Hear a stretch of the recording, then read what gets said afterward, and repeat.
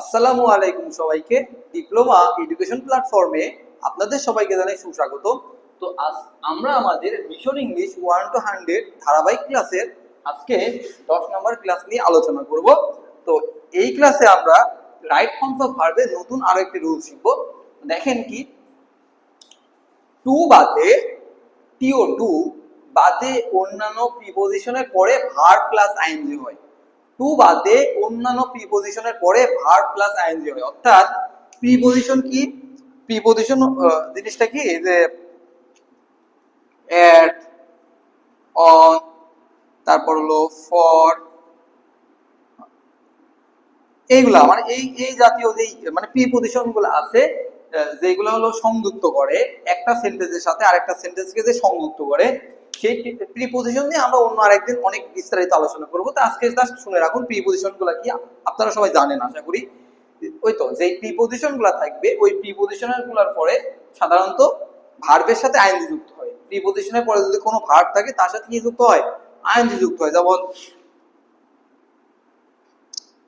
For, meeting,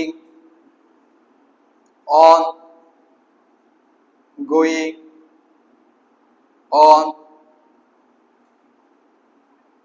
eating, তারপর হলো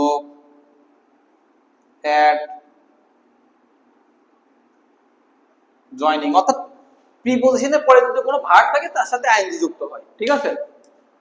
কিন্তু টু যদি থাকে তারপরে কোনো ভার্ব থাকলে তার সাথে আইএনজি যুক্ত হবে না, ঠিক আছে। টু মিটিং, টু গোয়িং এগুলো হবে না। টু বাদে অন্যান্য যে প্রিপজিশনগুলো থাকবে তারপরে ভার্বের সাথে আইএনজি যুক্ত হবে। কিন্তু with a view to, with a view to, looking forward to, prefer to, habituated to, get used to, এই ওয়ার্ডগুলো যদি থাকে তখন এগুলোর পরে ভার্ব প্লাস আইএনজি যুক্ত হয়। এবং এটা very very very important for DUET, for DUET. এই রুলসটা very very important for DUET. with a view to, looking forward to, prefer to, habituated to, get used to, এই কিওয়ার্ডগুলো যদি থাকে তবে এদের পরে যদি কোনো ভার্ব থাকে তার সাথে আইএনজি যুক্ত হবে। তো চলুন আমরা কিছু एग्जांपल সলভ করি। He came here for meet, he came here for meet, এটা আমাদের একটা প্রিপজিশন। এটা কি আমাদের প্রিপজিশন। এই প্রিপজিশনের পরে একটা ভার্ব আছে, সেটা কি মিট। মিট অর্থ কি সাক্ষাৎ করা, যেটা হলো একটা ভার্ব। তার মানে প্রিপজিশনের পরে কি কি হয়, সাধারণত ভার্ব প্লাস আইএনজি যুক্ত হয়। তবে এটা রাইট ফর্ম অফ ভার্বের কি হবে, he came here for meeting. কতটা সহজ। He is looking forward to live, he is looking forward to live. দেখেন এখানে কি আছে, looking forward to, looking forward to. Looking forward থাকলে কি হয়, এরপরে যদি কোনো ভার্ব থাকে তার সাথে অবশ্যই আইএনজি যুক্ত হবে। তো অ্যানসার কি হবে, হি ইজ লুকিং ফরওয়ার্ড টু কি হবে, living. He is looking forward two কি, লিভিং। মোস্ট ইম্পর্টেন্ট একটা রুলস এটা।